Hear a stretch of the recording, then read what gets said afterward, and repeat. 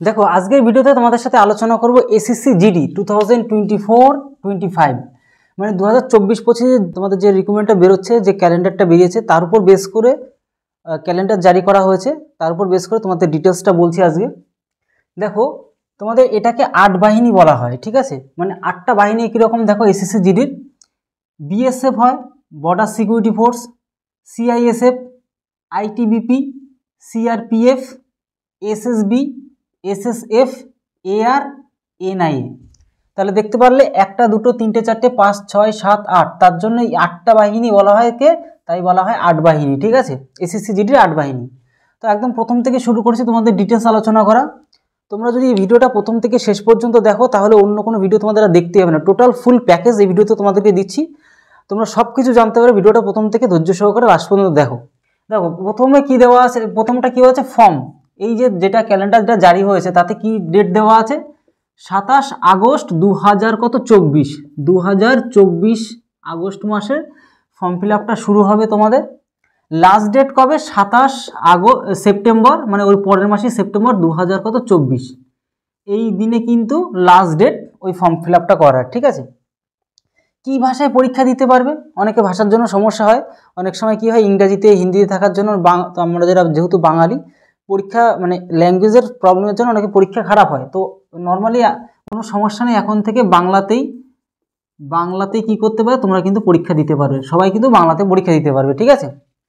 তাহলে ল্যাঙ্গুয়েজ নিয়ে সেরকম সমস্যা তাহলে রইল না। এডুকেশন শুধুমাত্র যদি মাধ্যমিক পাশ করে থাকো, যে কোনো বিষয়ে যদি তুমি মাধ্যমিক পাশ করে থাকো তাহলে তুমি কিন্তু এর জন্য যোগ্য, মানে এডুকেশন কোয়ালিফিকেশনের জন্য। বয়সটা কি লাগবে, বয়স হচ্ছে 18 বছর থেকে যদি 23 বছর হয়ে থাকে তোমার, তাহলেই কিন্তু তুমি বয়সের জন্য অন্তত যোগ্য। এবার ছাড় পাবে, দেখো লাস্ট তো নর্মালি জেনারেলদের 18 থেকে কত 23, ওবিসিরা 3 বছরের ছাড় পায়, তাহলে 3 বছর আরও জুড়ে দাও, তাহলে 23 আর 3 জুড়ে গেলে কত 26 বছর পর্যন্ত কিন্তু ওবিসিরা পাচ্ছে। আবার এসটি তারপর তোমার গোর্খা যারা তাদের কিন্তু 5 বছরের ছাড় পায়, আরও 5 বছর জুড়ে দাও, তাহলে 23 আর 5 কত 28 বছর, ঠিক আছে। তো এই হচ্ছে ব্যাপার টোটাল বিষয়। এবার যদি আমরা ভ্যাকান্সির কথা খেয়াল করি, যদি তোমরা খেয়াল করো তাহলে কিন্তু আমরা এই নিচের পার্টটাকে দেখব। ভ্যাকান্সি কীরকম আস 2021 সালে এসেছিল কত 25,271 জন কিন্তু ফর্ম ফিল আপ, মানে ভ্যাকান্সি বেরিয়েছিল কত 25,271টি। 2022 সালে কতগুলি 50,187টা। 2024 সালে বেরিয়েছিল কত 26,146টা। তাহলে এই যে 2024-25 যেটা এখন বেরোবে, এটা তো ওটা বেরোলো, 2024-25 যেটা বেরোবে সেটা কিন্তু তোমাদের কিন্তু অন্তত তোমরা দেখতে পাচ্ছ 25-এর পরে 50-50-এর পরে আবার 25-এর আশেপাশে, আবার কিন্তু 50-এর আশেপাশে কিন্তু ভ্যাকান্সিটা বেরোনোর কথা। তোমরা ধরে নিতে পারো যে 25K থেকে 50K এর মধ্যে কিন্তু ভ্যাকান্সিটা যখন ফাইনাল লিস্ট বের করবে তখন তোমাদের তো অবশ্যই স্পেশাল একটা ভিডিও বানাবোই তোমাদের জন্য। তো এই ক্যালেন্ডার অনুযায়ী যে ক্যালেন্ডারটা প্রকাশ করেছে এসএসসি রিক্রুটমেন্ট বোর্ড, তো তার অনুযায়ী মোটামুটি ধরে নাও 25 থেকে 50 হাজারের মধ্যে কিন্তু ভ্যাকান্সিটা বেরোয়। ফিস তোমাদের ফর্ম ফিল আপ করার জন্য ফিসটা কত নেবে, এটা তোমার ধরে নাও ওই 100 টাকার আশেপাশে তোমাদের ফিসটা নেবে, ঠিক আছে। তাহলে মোটামুটি বুঝতে পারলে। এবার জয়নিং, তোমরা যে রিক্রুটমেন্টের এক্সাম দেবে, জয়নিং কত 2025 সালের আগস্ট মাস নাগাদ কিন্তু তোমরা কিন্তু এটা জয়নিং পাবে, ঠিক আছে। এবার এক্সাম টাইপটা কীরকম টাইপের হয়, ঠিক আছে, মানে টোটাল প্রসেসটা কি শুরু থেকে। প্রথমে ফর্ম ফিল আপ করে তো আসলে, তারপরে কি সিবিটি হবে। সিবিটি মানে কম্পিউটার বেস টেস্ট, মানে তোমার যে কম্পিউটারে পরীক্ষা দিতে হবে, কম্পিউটারে পরীক্ষা দিতে হবে মানেই যে কম্পিউটার জানতে হবে এমন কোনো ব্যাপার নেই। শুধুমাত্র যদি ক্লিক করতে পারো, মানে একদিনের ব্যাপার, যদি তোমাদের একদম নলেজ না থাকে, এখন তো ম্যাক্সিমাম 99% তোমাদের নলেজ আছে তোমরা আশা করি, কিন্তু তবুও যদি সমস্যা হয়, যদি না জানো কম্পিউটার, তাহলে একদিন গিয়ে কোনো কম্পিউটার সেন্টারে শুধু মাউস নাড়ানো ক্লিক করা এই ব্যাপারটুকু জানলেই এনাফ। তাহলে মোটামুটি সিবিটি 1 হবে, যেটা কম্পিউটারের উপর বেস করে, মানে 100টা প্রশ্ন, বা এখানে তো 100টা প্রশ্ন না 80টা প্রশ্ন তোমাদের থাকছে, তো ওই ক্লিক করে আসা কাজ, সঠিক উত্তরগুলি ক্লিক করে আসা কাজ, ঠিক আছে। এবার সিবিটি যে এক্সামটা হবে একটাই হবে, 80টা প্রশ্ন থাকছে, কোশ্চেন থাকছে কতগুলো 80টা প্রশ্ন থাকবে, প্রত্যেকটাতে 2 নাম্বার করে, তাহলে কত 160 নাম্বারে কিন্তু কি হচ্ছে পরীক্ষা হচ্ছে, বুঝতে পারলে। নেগেটিভ থাকছে, একটা ভুল করলেই 0.5 মানে ধরো একটা নাম্বার যখনই ভুল করবে তখন হচ্ছে 0.5 কিন্তু কাটা যাবে, মানে যদি 4টে ভুল করো তার জন্য একটা নাম্বার কিন্তু কাটা যাচ্ছে, ঠিক আছে।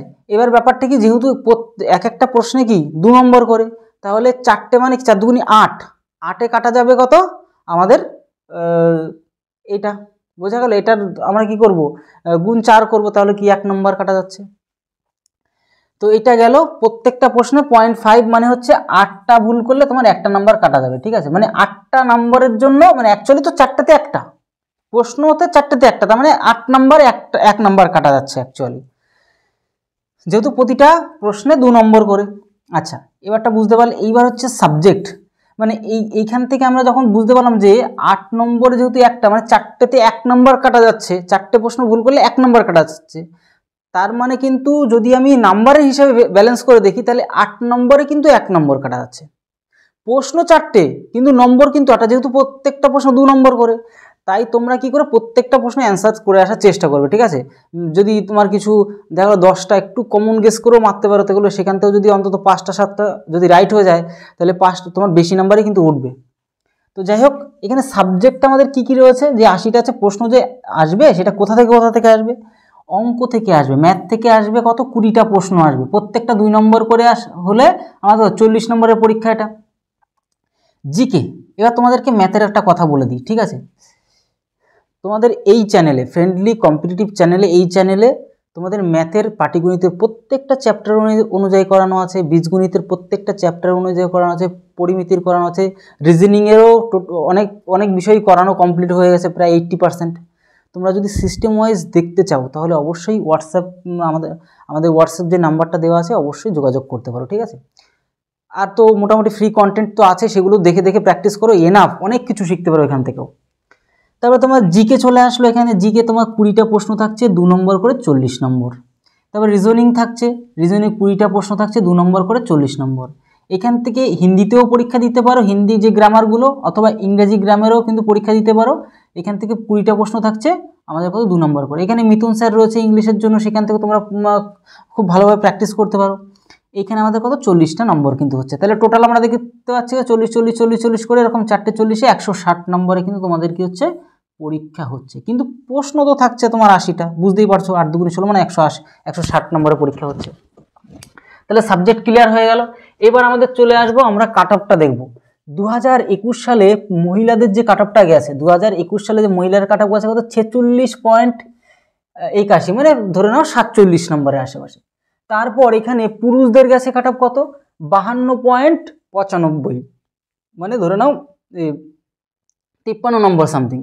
এবার 2022 সালে কাট অফ গেছিল কত মহিলাদের, ফিমেলদের আমাদের কত 60 নম্বর, আর আমাদের মেলদের পুরুষদের গেছে কত 75 নম্বর। 2023 সালে কি ঘটনা, মানে যেটা এখনো লাস্ট কাট অফটা হয়নি, সেটা হচ্ছে 75 থেকে 80 নম্বর যেতে পারে, আবার এটা হচ্ছে গিয়ে 78 থেকে 82 যেতে পারে। আর 2024 সালের তো এখনো কাট অফটাই বের হয়নি, সেটা তোমাদের অবশ্যই রেজাল্ট বেরোলে জানতেও পারবে। তো যাই হোক, এই হচ্ছে ব্যাপার। এবার আমরা পিএমটি মানে ফিজিক্যাল মেজারমেন্ট টেস্ট।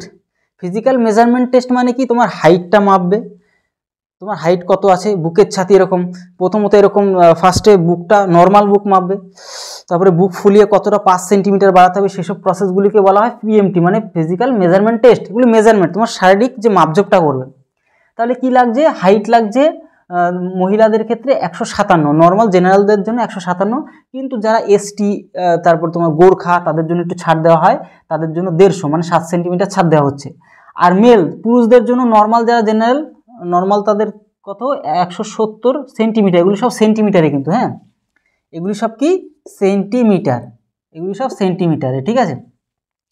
এবারটা যাদের ওই যে গোর্খা রাজবংশী তাদের একটু ছাড় দেওয়া হয়, 162.5 দেওয়া হয়, ঠিক আছে। এবার এইখানে তো চেস্টের ব্যাপার যদি আসি, তাহলে মহিলাদের কোনো কিন্তু চেস্ট মাপা হয় না, আর পুরুষদের মাপা হয় কত 80, মানে নর্মাল যেটা থাকবে সেটা 80তে দেখবে, আর বুক ফুলিয়ে 5 সেন্টিমিটার কিন্তু কী হতে বাড়াতে হচ্ছে। এবার ছেলেদের যারা ওই যে রাজবংশী গোর্খা তাদের একটু কম, তাহলে নর্মাল হচ্ছে 80 আর বুক ফুলিয়ে হচ্ছে 5, আর যারা রাজবংশী গোর্খা তাদের হচ্ছে 76, বুক না ফুলিয়ে আর বুক ফুলিয়ে 5, তো সবার জন্য কমন, ঠিক আছে। এবার পিইটি ফিজিক্যাল এফিসিয়েন্সি টেস্ট, এফিসিয়েন্সিটা দেখবে যে দৌড় তুমি মানে ঠিকমতো দৌড়াতে পারো কিনা, বা দৌড়তে কেউ অনেকে হার্টফেল করে, ঠিক আছে। তো সেই জিনিসগুলো পরীক্ষা করার জন্য পিইটি অর্থাৎ ফিজিক্যাল এফিসিয়েন্সি টেস্টটা করা হয়। পুরুষদের জন্য, মেলদের জন্য সেটা হচ্ছে 5 কিলোমিটার। 5 কিলোমিটার কেন, মানে কি 5000 মিটার। এই 5000 মিটার দৌড়তে হবে কত, 24 মিনিটের মধ্যে, ঠিক আছে।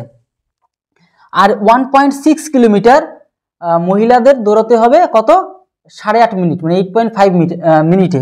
মানে ব্যাপারটা হচ্ছে 1.6 মিটার মানে 1600 মিটার।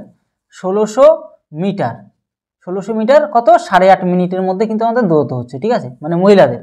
আর এটা তো 5 কিলোমিটার মানে 5000 মিটার আমাদের কত, 24 মিনিটের মধ্যে, বা আমরা যেভাবে বলতে পারি, কোনো ব্যাপারই না। তো যাই হোক, আশা করি বুঝতে পারলে টোটাল বিষয়টা। এইবার হচ্ছে ব্যাপারটা এটাই রইলো যে ভিডিওটি তোমাদের কেমন লাগলো, টোটাল বিষয়টা আশা করি তোমরা প্রথম থেকে যদি কন্টিনিউ দেখো তাহলে তোমাদের সমস্যা থাকার কথা নয়। তবুও যদি কোনো ডাউট থাকে, যে নাম্বারটাতে অবশ্যই আমাকে জানাবে, তোমাদের যদি কোনো কোয়ারিজ থাকে। ভিডিওটি অবশ্যই সেম রিলেটেড যারা পরিশ্রম করতে চায় তাদেরকে অবশ্যই শেয়ার করবে। তো ভিডিওটি এই রইলো, ভিডিওটি সম্পূর্ণ দেখার জন্য অসংখ্য ধন্যবাদ।